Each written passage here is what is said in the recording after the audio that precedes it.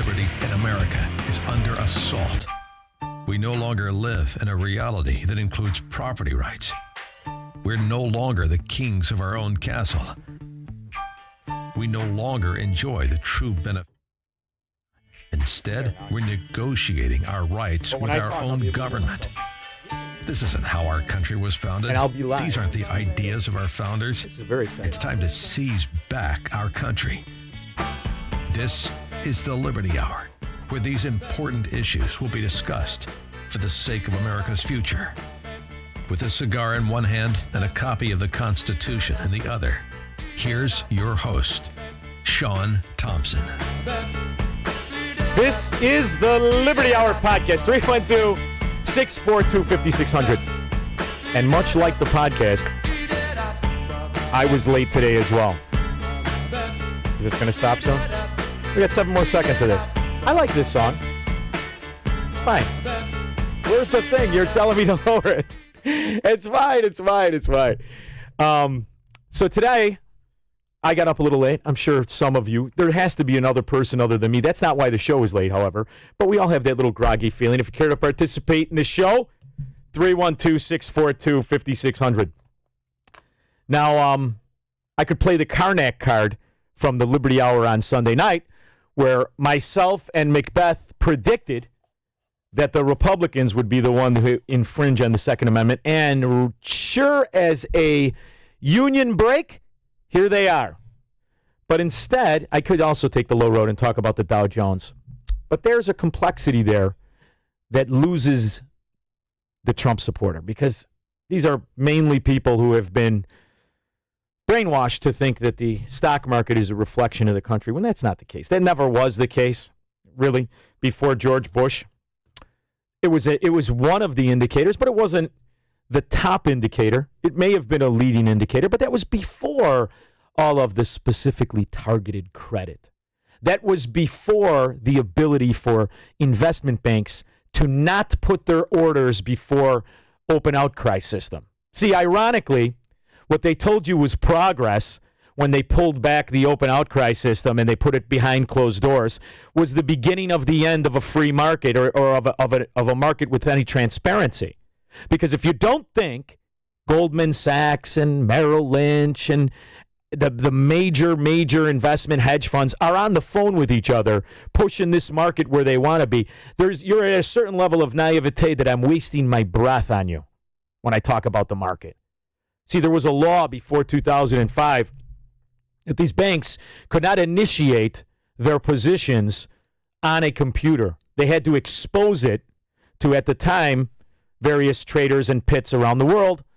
And it was through that open outcry system that the local traders, the ones that were not involved in hedge funds and investment banks, could take out those orders, speculate on their own behalf, and bid and offer. They needed to shut that off in order to completely bastardize and make a market parabolic on the way up, regardless of news information. They needed to be able to take advantage of that instantaneous cheap credit that they were getting first. See, when they turn on money and they have quantitative easing, it isn't like the 70s when you're watching Free to Choose and the printers actually go on and they get the money and they got to cut it. Now it's a mouse click. It's a mouse click, and it's done behind closed doors, and certain institutions get that money instantaneously. What can they do with that money? Anything they freaking want. And they could buy stock markets. And then they could get on the phones with their friends and say, hey, let's run over anybody who thinks this thing isn't going up. And it goes straight up. So every once in a while, you'll have a hiccup. Reality check will come in, and the average guy will say, I want to take my money off the table. Number one, I don't know how it's there. And number two, why lose it? So every once in a while, on an obviously failed day, people will call up, institutions will call up, and they'll say sell. And you'll get these little pullbacks. But this isn't a market the way it was prior to George W. Bush, scumbag scoundrel that he was, the man who forever destroyed capitalism with his TARP bailout bullshit after insisting that the people back the bad mortgages from around the world, not just within the government of Fannie Mae and Freddie Mac. We backed everybody. And honest to God, TARP to me is such a sore subject, because the way in which it was shoved down your throat, the way in which people were just lied to and told it would be the end of the world if your grandmother and grandfather and your kids yet unborn didn't bail out these scumbags who have been lying and just raping you. And then all of a sudden, not only does it happen, but it happens within 48 hours, 72 hours. And before the ink is dry on the phony loans, these son of a bitches are cutting checks to themselves for bonuses and bailouts and golden parachutes. You got to be out of your freaking mind to think that that's capitalism. And ever since then, they had to make you feel good about it. Well, how do we do that? Well, let's pump the money into something the idiots out there we call citizens can look at every day, and it'll be interpreted as good.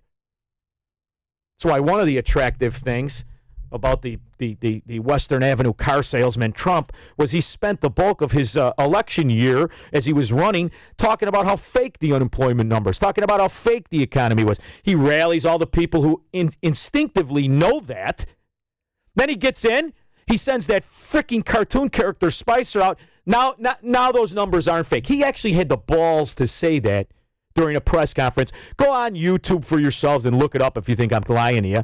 And ever since then, he's taken that very same Obama lie and he just put it under his... I better clean that up. He just put it in his suit pants, and that's why his ass looks so big. How's that? Is that cleaner than what I was originally going to say? I think so. All right. So that's the lie that you keeps the minions, the uneducated, and the willful ignorant. There are some people out there who want to deceive themselves. And that takes me a nice segue into unions. American communists. The ones who pretend to be American. You know, the extortion labor racket as they wave the flag. So I wanted to just point out, I got in an argument yesterday, a little Twitter war with one of these Trump Krishnas, and I didn't even have to look into the bio. And here's the other thing. Not that these scumbags have the balls to put their name on their Twitter like I do, or to tell you who they are, or show you your picture, or invite you over to the cigar house for a meeting in the parking lot. Like, I'll take any one of them for a little tour of the parking lot when they're ready. 114 West Park Avenue, Elmhurst Cigar House, Elmhurst, Illinois. I'll be there about 10:30. They don't want to do that because they live their lives the way they were told to, because they knew they were in on a fraud and a scam and part of a mafia organization called a union. So they like to go in secret. They can't afford to have it out who they are. But anyway, after 5 minutes of understanding both the economic illiteracy and then the protectionism that they insisted, that describes only one person, only one group of people, either the unions. And the ones who are not economic illiterate, we call them the higher echelon of the unions. Those are the salesmen of the Marxism wrapped in a flag. Those are the business agents and the cousins of the higher echelon, the presidents and the vice presidents and all the phony titles they want to give themselves, rather the crime family that they are. So I figured this was just one of those lackeys who stood there, waited for a job, knew all the rules of when his break was, knew all the rules of how to get injured on a job and hit that ghetto lottery called disability, knew all the rules of how to work it, just so when you're not working, you go on unemployment, like a man. Like a man would do. See, I grew up, my father was a bricklayer, and I watched as they would be at the tavern in the afternoon, and you'd see these scumbags, who played the unemployment card like it was part of their job. They'd work through the summer. Then when they wanted to go skiing at the end of the year, they'd go skiing, they'd take a few months off, they claim they fell off a scaffold or any other con job, get the disability from the union for as long as that would last, then go on unemployment. Yay, American workforce. Yay. No wonder they want to keep out foreign workers. Huh? Real surprising. But there's a way to really protect your importance in society when you have a Marxist organization on its underbelly, pretending to be its workforce, called union labor. So I wanted to point out, gee, how does this stay so protected? How could we possibly have states that are called right to work? Doesn't everybody have the freaking right to work? Not really. Not in these mob organizations called governments. Where unions, you have to be a member of the union to get a job. You have to pay those fat slobs in their pretend leased vehicles like men as they extort both the employer and the employee and then the people who underwrite the contracts, because the other side of the coin is they're stealing your money that they call pensions. See, they're giving it to their cousins that can read, and they call them investment bankers. They're phony baloney investment bankers, however. And they prop up in these little shops and they get these union cards. And it goes the same way with insurance, by the way. Your health insurance and all that bullshit, that's all their cousins that can read as well. They're phony organizations. They're not like really men and really businessmen. It's a scam. And they extort the workers, they extort the employee, and then when everything craps out, guess who pays for it? The other people not in the union. And somehow they have a contract with the state where it's in the Constitution that their pensions are paid for. Let's just call it Illinois for now. Scam de tutte scam. But here's how you know when something's a scam. Because it has to have bribery in it. It has to have money. It has to have an exchange of value. Now we've, as a society, dulled down our sense of suspicion when it comes to politicians. And they know it. I don't care whether they're the scumbags in Brooks Brothers called Republicans or the scumbags in the off-the-rack JCPenney like Dick Durbin called Democrats. It's the same scam for everybody. So I wanted to just read you, just in our little preparation when we were late, I punched up on union campaign contributions on Open Secrets. Anybody can read it. This is for 2017 and 2018. Here's an amazing statistic. Carpenters and Joiners Union. You say, well, why would they, if you're such a good carpenter, why would you possibly, your organization, have to give politicians $20 million freaking dollars of your dues? $20 million, $34,924 of dues. This is what they, on the books, they admit that they gave to politicians. This doesn't include the Chicago Democrat envelopes to make sure they get the jobs. That's on top of that. But that money's hard to account for. That's when the books tend to get stolen, like on the waterfront. National Education Association. This is no surprise to anybody. As you look at that Weight Watcher crew called Chicago Public School Unions, as they threaten to go on strike. Those fat bastards couldn't go on strike for half the day, let alone months. National Education Association, $19,454,443. Service Employees International Union. These are the Marxists in purple, prancing around Chicago like they're really good at something. $16,220,419. Now I'm going to tell you about SEIU Union. They encompass the janitors and all this other stuff. And I had this one guy on Twitter yesterday. He said, I need to stop China. I don't want to be a janitor. First of all, he's not too good, where I don't think he'd have to worry about employment as a janitor, because anybody who brags about not wanting to work isn't probably somebody that could make it in an actual industry of work. The other thing is, when Obamacare first passed, I got to tell you this because everybody says, "Oh, this guy doesn't like unions." Listen to me. Yeah, we don't have a long enough podcast for me to go through my union history. Believe me, I've been in more than one, but never for long, and always when I was a kid, because that's when they try to get you, when you need the money, right? 16 years old, loading produce. Yeah, sure, you got to be in a union. You want to go to work at Certified Grocers, you be a union guy. We'll get you in the BA, you be the crew guy. You know, then you get the car and you be a business agent. Get the anyway. So I've got a long tainted past with unions, but I always was able to spot them for what they were because of how I was able to get in, number one. Number two, because it's obviously a crime family. You're extorting everybody and you're limiting work. This is the crucial part about it. Aren't you delivering the best work for the best price?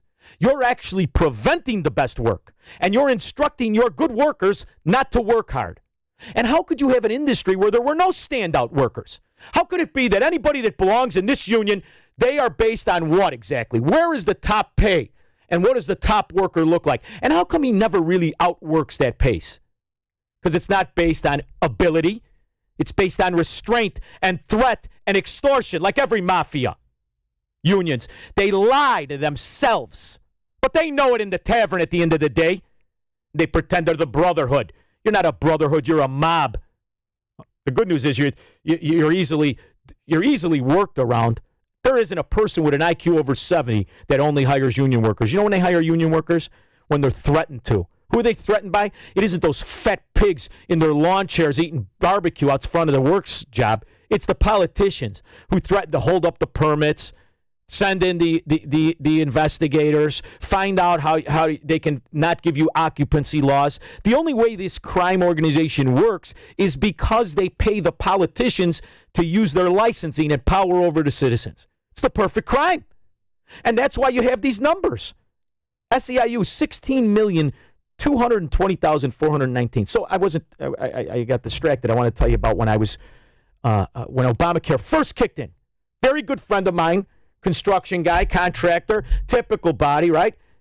Hasn't seen his genitals without a mirror in 30 years. Just, you know, you got the visual. Anyway, comes into my real estate company, and he says, isn't this something? Because he had heard me calling back then the Bruce and Dan show. I was against Obamacare from the minute it was proposed. I knew exactly what it was, exactly what the intent was, and exactly how it would change the country forever. And it did all those things. Came in and he said, you know, Sean, you manage property. You help your people you sell the property to. You're a property manager. Why don't you join the union? And I said, what? Sitting at my desk. I'll never forget this. And let me tell you something. For all you guys out there who think it's easy to be a businessman, I'm the guy that makes the world go round. My kids don't go to free school. I pay for it. My insurance I pay for. I don't take anything from anybody. And I would never go to one of these scumbag, fat slob politicians and offer to pay them off to fight my battle. Ever. It's for all the other guys, the accusations. You never ask the politician. I don't ask anybody for anything. I go there and I tell them what I want. You want to do it? Do it. You don't? Let's argue about it. Let's argue about it in front of your meeting at the village hall. That's how I negotiate. I don't freaking pay these scumbags. You want to take my money? Let's go out in the parking lot. Give me a good ass kicking and go through my pockets. I'm going to be robbed. I want the full Monty, kid. Scumbags. Anyway, join the union. I said, what union would I join? A property manager. Join the SEIU union. I said, those fat slobs in their purple shirts? Yeah, those are the guys.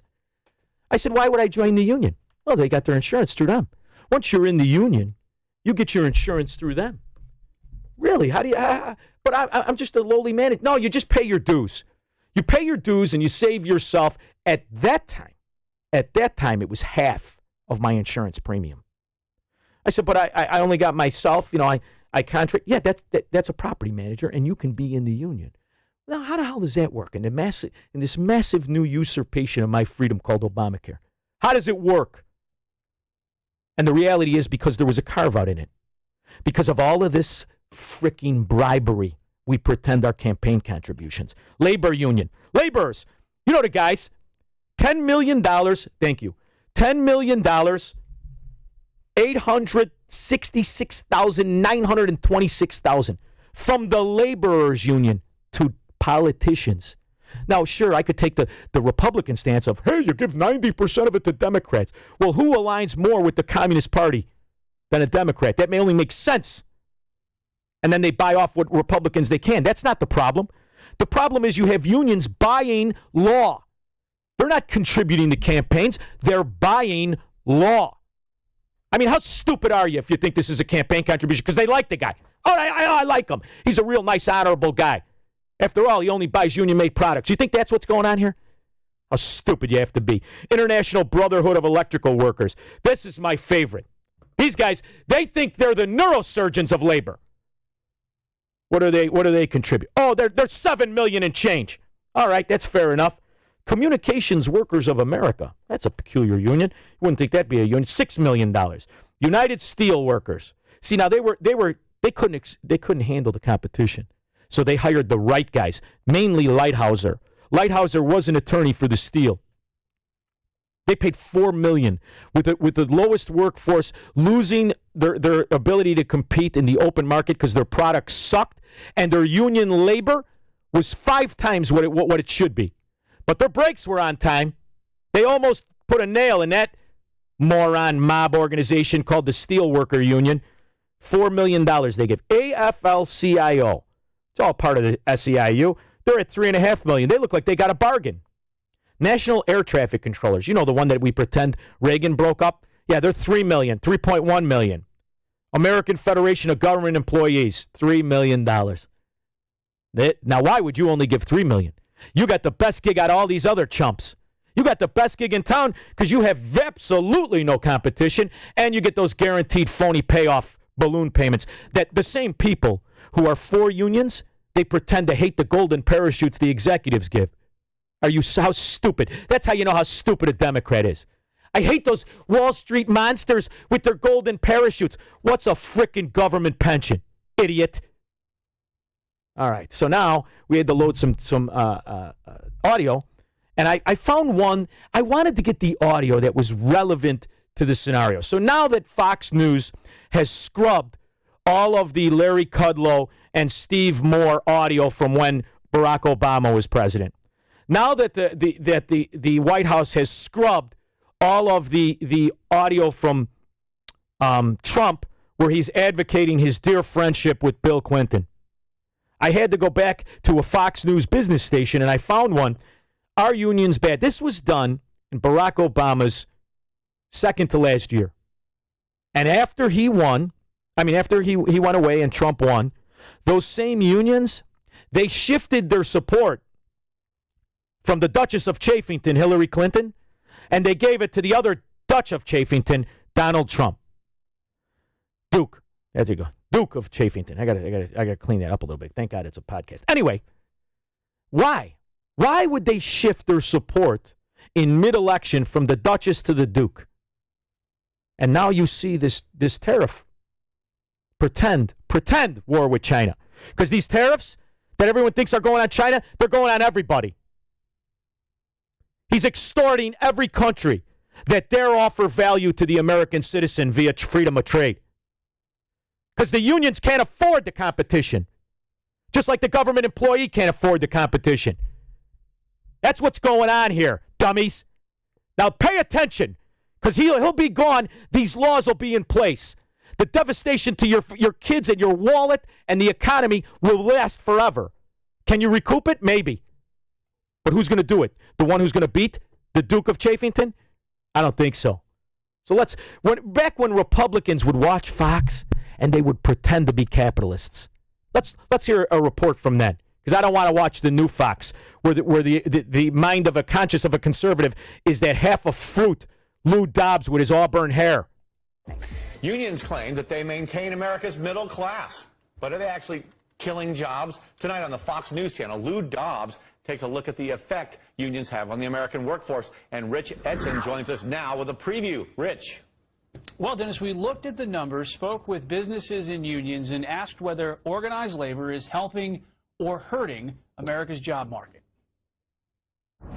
We spoke with a business owner in Iowa. He says he employs about 600 workers and says he prefers hiring in right-to-work states. If it's a right-to-work state, we're going to look at it much more favorably because it's, in essence, going to be easier to work there. Gee, no kidding. Laws have their critics, namely unions. James Boland is the first native-born Irishman to head an American union. Yeah. He's been laying brick and mortar since he was 16. And that's the union I started in, by the way. Notice what the objection is. They object to the right to work. Now, we could really waste our breath on these union members and tell them that the right to work, the right to property, the right to your life is a fundamental right. Uh-oh. My whole thing just disappeared here, kid. Well, we may never hear that clip again. Oh, there they are. We could talk about the fact... Unions claim that they maintain America's middle class. You're going to have to hear that again. Anyway, we had a little hiccup in our giddy-up. The right to work is the biggest objection from the union because that's competition to them. But look at what they try to seize from you. See, the way to look at this is to listen to what the union spiel is, what their grievances are, and what they demand politicians to do. And in each one of those cases, what they demand is that you strip away the other man's rights. In each and every case, the union agenda is to strip away the non-party members' rights, whether it's the owner of the company that the union pretends to work for, whether it's the working competition they pretend to have. In each and every case, the reason they bribe politicians called contributions is to infringe on the rights of their competitor and on their employer, to take away the right of their life so that they have a stronghold in it. It is truly American communism.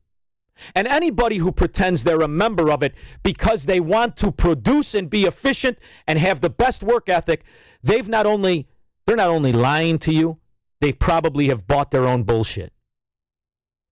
But they can't hide from the reality. From cartoons on The Simpsons to shows on prime time, everyone knows what a union worker is. Subconsciously, whether they admit it and have the balls to say it or not, everybody knows what they are, and they know what they are, and they pretend to have the mystique of the mafia when the vast majority of them are too stupid, too lazy, and too much of a pussy to put up half of the fight that the real mafia puts up, which is why from time to time, they whistle them in. And they whistle them in, and a building gets blown up, a guy gets beat up, because that's what they are. That's how they exist. It's what a picket line is. It used to be that you couldn't cross it. You get your ass kicked by 30 slobs.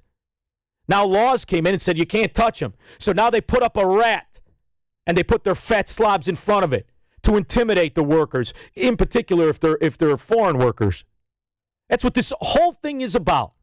It's about protecting their mafia, protecting their scam. That's why they fear other countries.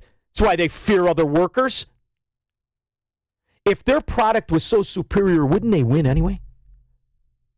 I mean, everybody wants an Aston Martin. You put an Aston Martin up against anything in its price class, it wins, right? Or well, because the consumer has the judgment of it. Everybody wants the best. If they produce the best, if they lived up to what they say on their Marxist websites, wouldn't they win anyway? You know, when I first was going to do this, I started to do the individual one, UAW, and everybody saw the special where they're sitting in the forest preserve smoking and getting high as they pretend to put together your Chrysler. But don't they suck? Chryslers, GM, Fords, they have a market now where there's been tariffs on pickup trucks since the 50s. They still can't develop a better product. They're not better. They have a finance system where they're going to give you 0% free money for 84 months. And you still can't produce a better product. Why? What's the difference? Boil it all down. Unions. Because you've disincentivized true success. You've disincentivized the worker himself to be extraordinary. Why would you ever be extraordinary in a union? Why? When the business agent, his cousin, who has been a moron his entire life, sits in the corner and gets the same pay the best worker does. Why would you be the best worker? It's why their negotiations are about breaks, times and limitations of work. They don't want extraordinary. They want you to pay extremely high prices for extremely ordinary product. In each and every case. And now, when I lose my mind the most when there's a president is when we have a pro-union president, because it guarantees failure. But there's another dimension to it. Every dollar it takes off your table is a dollar it takes away from your life, from your kids, from your quality of your life, from your work. Unions don't just destroy the industries they're involved with. They destroy everyone who has to consume those industries. That's why the most diabolical union of all is a government union. A government who's supposed to represent the people and work for the people from the minute of its inception works against the people, works against their value, they're pitted against the people they pretend to work for. And who did that? The union did it. The one who killed manufacturing, who kills production, who kills jobs in America is the union. Look at every industry they're in. Every single industry they're in, and then look at the ones they're not in. Look at the success of the industries they're not in. Look at the internet. They're not in the union. Look at radio. There was a time when a guy couldn't come on a microphone unless he was in a union. Now you can. That's why you have podcasts are sweeping America. Look at the music. Look at the industries. Look at what they did then to the movie business. How many people know guys in the movie union? My next door neighbor. Sal Cangelosi, love him. I love them. By the way, here's the other thing. I have people I love in unions. My dearest friend is in a union. My neighbor I love, who just died, Sal Cangelosi, was a union his whole life. He was driving around the movie guys. That's what he did. You want to talk about a freaking scam? That's the best. Like the movie union for the projectionist. Anybody not know that's a scam? Anybody out there not know that's a scam? Like the ports. Why do you think they strong-arm the ports? They strong-arm everything that's a necessity, everything that's important in your life. So wake up and smell the freaking Marxism. Wake up and smell the communism. Wake up and smell the mafia. Oh, fuck. Don't advocate for that shit. Don't advocate. Don't pretend it isn't there. Because until you destroy these mafia organization, communist rackets, this is all bullshit. It's all different levels of tyranny. That's why it doesn't matter, Republican or Democrat. What have they done to free the free man? What have they done to stoke the property rights? So the same argument started, well, should I love Trump or hate Trump? What is wrong in a person's brain when they have to do either of a freaking president? What is wrong in your brain? He's not your boyfriend. He's not your friend. He's not your family member. He's a freaking con man. Whether you agree with him on some things or not is irrelevant. And it's not just Trump I say that about. It's every one of them. They're all liars and they're all frauds. You're supposed to watch them with suspicion. You're supposed to support what is good, rage against what is bad. Can you imagine if the body politic did that? Can you imagine if they weren't so entrenched, they didn't rally for bad things? Can you imagine the quality of the American life if we only lived up to the ideals and principles and quality and character that the people who wanted a country built around you, if you could live up to it? Now, you're right. Hey, listen, if I would have joined that SEIU union when my freaking insurance went from $500 to $700 and all I had to do was pay my $110 a month or $120 a month dues, and all that time I'd only paid $300 for the insurance, that I'm now paying $2,200, what that's done to my life, to my marriage, to the lack of the quality of my life, what that's done to my relationship with the people I love because I'm so freaking aggravated every month I got to write that check. It's probably the same thing I had to do when I had to write that tuition check. Right now, I got a daughter going to Nebraska. You know what she qualifies for? $5,500 in a government loan. Her. The way that they have it, because I was stupid enough to stay married and stay head of the household and all that bullshit, I got to take her student loan. They want me to take the loan, and my wife, us, we take the loan. I told the incompetent scumbag on the other line, I'll pay the frickin' thing. Send me the bill. I don't take loans. I don't borrow if I don't have to. It's expensive to have character. It's costly. Makes you bitter, makes you want to do a podcast so you don't drive your car into a pillar, hopefully with a union member in front of your car. It makes you aware, however. It makes your character better. Makes your integrity more aware of it, how important it is and how easily it slips away. Was that conversation Dan Proft had this morning with the guy about the frog, the guy who sounded like Dracula. He said something that was very interesting as I muddled through the accent. Sometimes pretending you're free really makes you a slave. That's why union members, you know what? You pretend you guys are good at something. You pretend you're in a crew. You pretend you're trade experienced and your work is better. And you pretend that you got there without paying off somebody. And you pretend you're not in the mafia. You are. Sorry, you are. That's why I fight them off. You'll be hard-pressed to see me hire one of those son of a bitches. Hard-pressed. And I mean even the ones I like and love. I love you guys, but you're in on the scam. Don't tell me you're not. That's what it is. All right. Got off to a little late start. I got to go open one of my businesses because I'm not in the union. I got to work 3 freaking jobs 7 days a week to pay for all the shit my kids want. But that's the obligation I took on. That's the responsibilities I have. That's the commitment I made. It's the difference between men and not men. Character and not character. Having character is expensive. Wanting freedom, scary. You can fail, you can lose, you can die under a bridge with a newspaper for a house. So what? Did you live free on your feet? Or did you quietly pray on your knees that somebody liked you and was looking out for you? I'll take my way. It's a better conscience about it.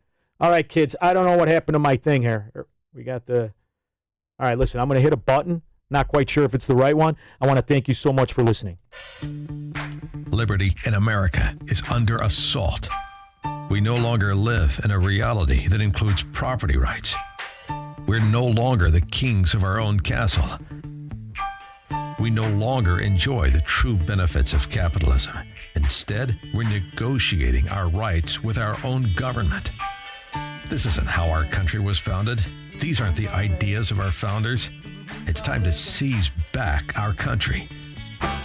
This is the Liberty Hour, where these important issues will be discussed for the sake of America's future. With a cigar in one hand and a copy of the Constitution in the other, here's your host, Sean Thompson.